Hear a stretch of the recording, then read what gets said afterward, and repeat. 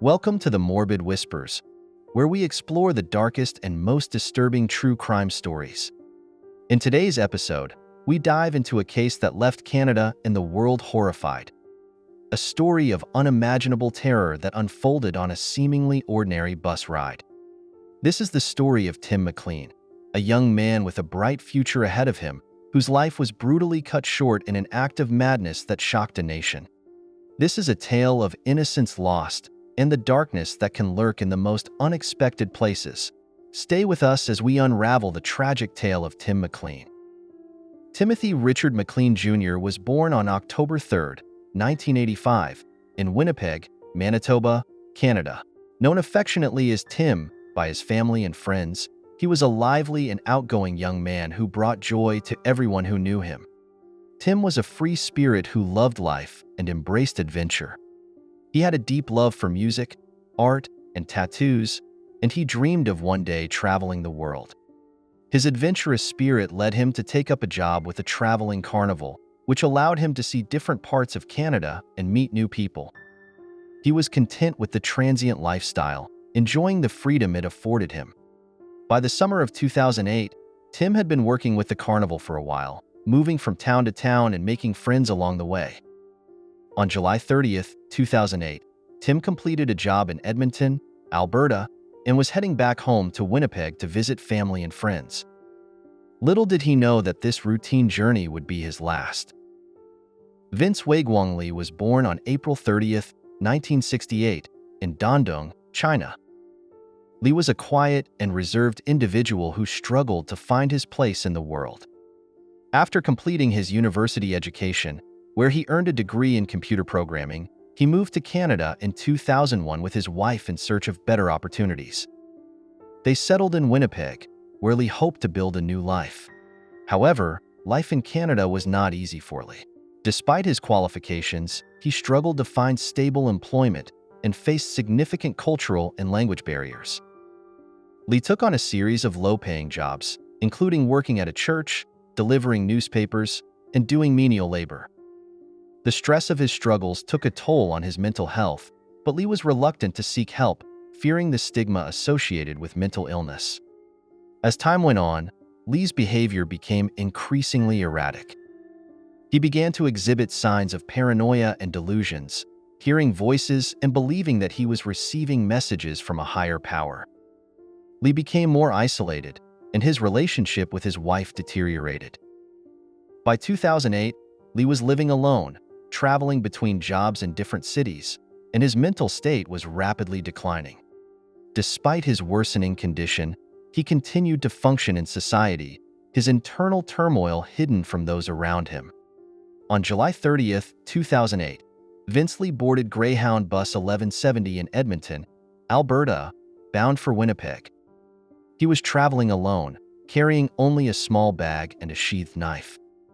Li's demeanor was calm and unremarkable, blending in with the other passengers. The bus, filled with around 37 passengers, made several stops along its route, including one in Brandon, Manitoba, where Tim McLean boarded after finishing his carnival job. Tim took a seat near the back of the bus, opting for a window seat so he could rest and listen to his music. He wore headphones, lost in his thoughts as the bus continued its long journey through the night. Vince Li initially sat near the front of the bus, but later moved to the seat next to Tim. Passengers observed the two men sitting in silence, with Tim eventually drifting off to sleep. As the bus traveled along the Trans-Canada Highway, just west of Portage-la Prairie, Manitoba, the peaceful atmosphere inside the bus was shattered by an act of unimaginable horror. Shortly after 8:30 p.m., without any warning, Vince Li pulled out the knife he had concealed in his bag and began stabbing Tim McLean repeatedly in the chest and neck. The attack was brutal and frenzied, catching everyone on the bus off guard. Tim, who had been asleep, was unable to defend himself as Li continued the relentless assault. The passengers and driver were initially paralyzed with shock, but as the gruesome reality of the situation set in, chaos erupted. The bus driver, Bruce Martin, immediately pulled over to the side of the road, and the passengers fled in terror. The scene was one of utter pandemonium, with people screaming and crying, desperate to escape the nightmarish violence. One brave passenger, Garnet Cotone, attempted to intervene, but the sheer ferocity of Lee's attack forced him to retreat. Lee had by then decapitated Tim and was mutilating his body, displaying a level of brutality that defied comprehension. The bus driver and other passengers managed to trap Lee inside the bus by barricading the door, preventing him from escaping and further endangering others. As the passengers huddled together on the roadside, in shock and disbelief, Lee continued his gruesome actions inside the bus. He paced back and forth, showing no signs of remorse or fear as he mutilated Tim's body. Several passengers and passing motorists who had stopped to assist watched in horror as Lee held up Tim's severed head, displaying it to the onlookers outside the bus. The Royal Canadian Mounted Police, RCMP, arrived at the scene shortly after receiving frantic 911 calls from the passengers. The officers were met with a scene of unimaginable horror. Vince Lee, still inside the bus, continued to mutilate Tim's body, consuming parts of his flesh in an act of cannibalism. The standoff between the police and Lee lasted for several hours, during which Lee exhibited bizarre behavior, alternating between calmness and violent outbursts. The police, concerned for their safety and the potential danger to others, did not immediately enter the bus. Instead, they attempted to negotiate with Lee, who was unresponsive and remained fixated on his gruesome task. Eventually, Lee tried to escape by breaking a window, but the police subdued him with a taser and took him into custody. As Lee was arrested, he remained eerily calm, offering no resistance. He carried Tim's severed ear, nose, and tongue in his pocket, further evidence of the horrific nature of his crime. The passengers, still in shock, were taken to a nearby location for questioning and support. The bus was cordoned off as a crime scene, with forensic investigators painstakingly documenting the grisly evidence. The news of the attack spread quickly, and the public was horrified by the details that emerged. The media descended on the story, and soon the entire nation was gripped by the shocking and senseless murder of Tim McLean. The incident sparked widespread debate about mental health, public safety, and the criminal justice system in Canada. In the weeks following his arrest, Vince Lee underwent a psychiatric evaluation to determine his mental state at the time of the crime. The assessment revealed that Lee had been suffering from severe untreated schizophrenia, a mental disorder characterized by delusions, hallucinations, and impaired thinking. Lee believed that he was acting on orders from God, convinced that Tim McLean was a demon who needed to be destroyed to save the world. Lee was charged with second-degree murder, but his mental illness became the focal point of the trial. In March 2009, after extensive legal proceedings, the court found Lee was not criminally responsible for Tim McLean's death due to his mental illness.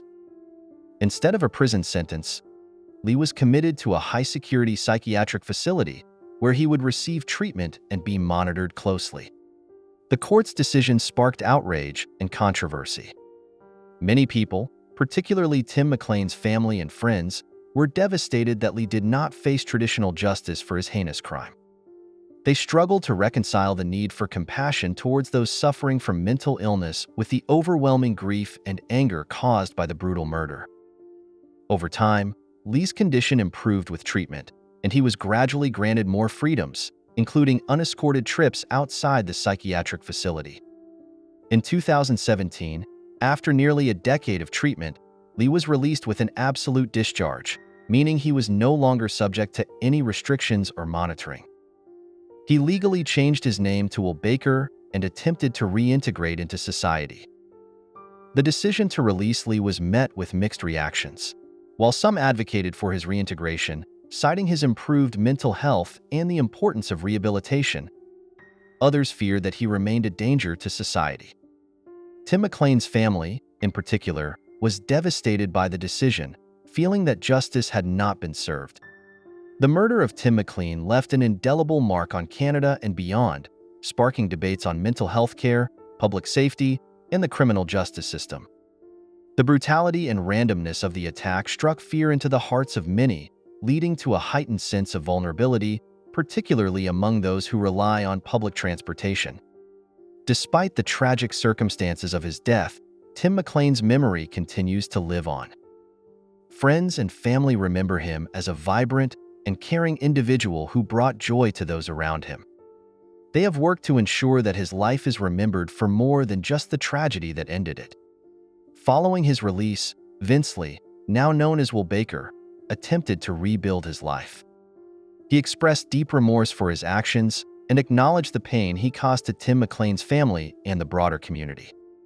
His reintegration into society, however, remained a subject of intense public interest and debate. Baker's release underlined the complexities of dealing with severe mental illness in the context of criminal behavior. While some argued that his release demonstrated the effectiveness of Canada's mental health treatment system, others remained deeply concerned about the potential risks.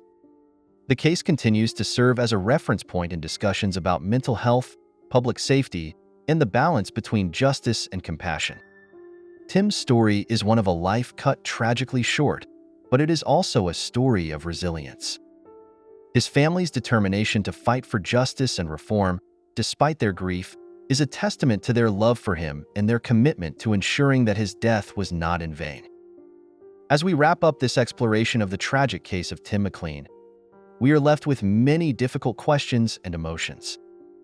This story is not just about a horrific crime, but about the complexities of mental illness, the justice system, and the human capacity for both darkness and resilience. We hope this video has shed some light on the events that took place and the impact they had on so many lives. If you found this story compelling, please consider subscribing to the Morbid Whispers for more deep dives into true crime cases and mysteries. Don't forget to like this video and share your thoughts in the comments below. We'd love to hear your perspectives on this case and others you'd like us to cover. Remember, while the world can be unpredictable and at times terrifying, understanding these stories helps us navigate it with greater awareness and empathy. Thank you for watching, and until next time, stay curious, stay safe, and stay with us as we continue to explore the darkest corners of the human experience.